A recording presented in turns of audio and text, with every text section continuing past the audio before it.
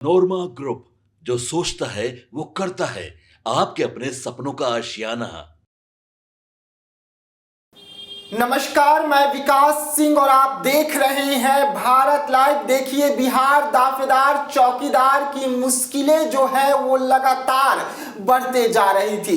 बिहार सरकार के फैसले ने उन्हें चौंकाया, हैरान किया। जो नेताओं का वादा था वो पूरा नहीं हुआ।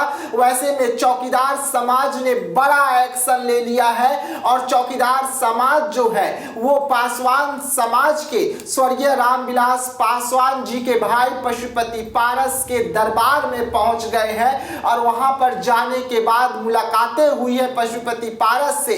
पशुपति पारस के पार्टी के राष्ट्रीय अध्यक्ष श्रवण अग्रवाल से तमाम मुद्दों पर बातचीत हुई है। लेकिन हम आपको बता दें कि चौकीदार जो है लगातार आगे बढ़ रहे हैं। लगातार आगे बढ़ते हुए पशुपति पारस की ओर से उन्हें बड़ा, अगर हम कहें तो वादा किया गया है और इस वादे के बाद क्या कुछ होगा, अहम सवाल उठता है। लेकिन हाँ, बिहार में पशुपति पारस जो है चौकीदार के मुद्दे को लेकर एक्टिव हो गए हैं। पशुपति पारस जो है बिहार में चौकीदार के मुद्दों के लिए मोर्चा खोल रहे हैं, क्योंकि चौकीदार को अब तक चौकीदारों का जो आरोप है कि सबने ठगा है, किसी ने न्याय नहीं किया।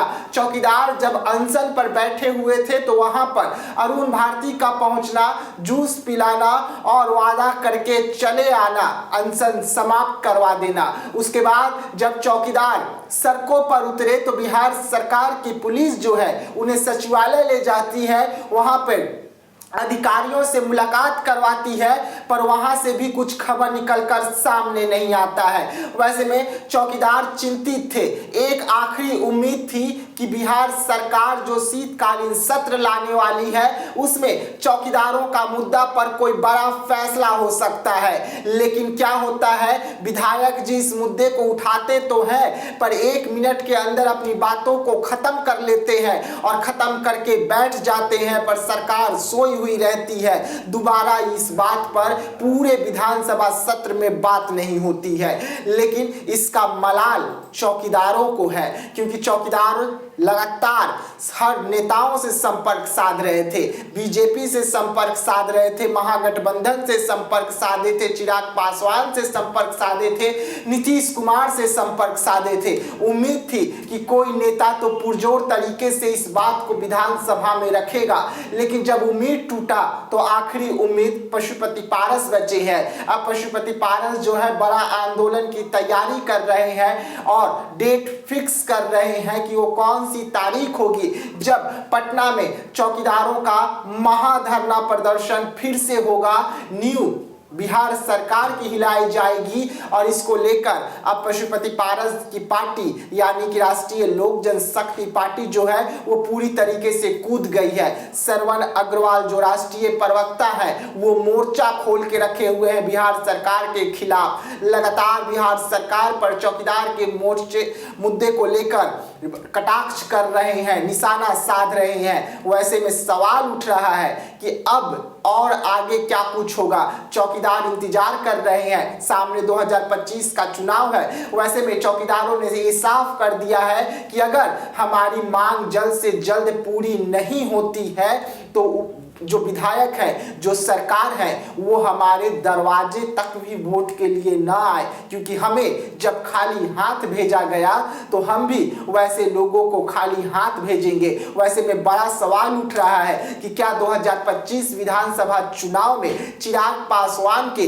जो पासवान कोर वोटर माने जाते हैं वो छिटकने वाले हैं, क्योंकि चिराग पासवान की पार्टी ने भी बड़ा वादा किया था जिस पर अब तक कोई एक्शन नहीं हुआ है। हालांकि अरुण भारती लगातार कह रहे हैं, चिराग पासवान लगातार कह रहे हैं कि वो बात कर रहे हैं नीतीश कुमार से इस मुद्दे को लेकर, लेकिन नतीजा कब निकल के सामने आएगा ये किसी को पता नहीं। तो ऐसे तमाम खबरों के लिए आप रहिएगा भारत लाइव के साथ, दीजिएगा इजाजत, धन्यवाद। होम्स पैनोरामा को हमने बनाया है। ये होम्स मेरा एक सपना था जिस पे मैं पिछले 4 साल से काम कर रहा था।